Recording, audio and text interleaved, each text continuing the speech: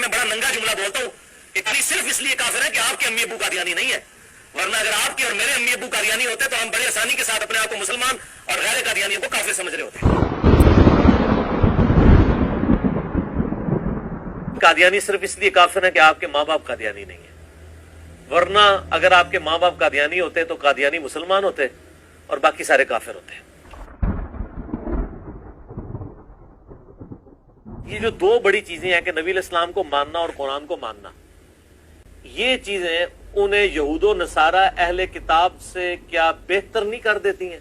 یہ چیزیں انہیں یہود و نصارہ اہل کتاب سے کیا بہتر نہیں کر دیتی ہیں؟ قیامت والے دن میرے حوض کوثر پہ کچھ لوگ لائے جائیں گے جن کو میں پہچانتا ہوں گا، کیوں کہ مسلمانوں کے اعضائے وضو چمک رہے ہوں گے قیامت والے دن، قادیانیوں کے بھی چمک رہے ہوں گے، قادیانیوں کے بھی چمک رہے ہوں گے،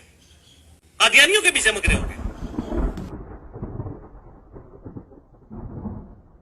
اور معذرت کے ساتھ ایک ہی بڑا ہمارا ان سے اختلاف ہے نا ختم نبوت پہ، اس میں انہوں نے ترجمہ ٹھیک کیا ہوا ہے، آپ کے علماء نے غلط کیا ہوا ہے، اس میں انہوں نے ترجمہ ٹھیک کیا ہوا ہے، آپ کے علماء نے غلط کیا ہوا ہے۔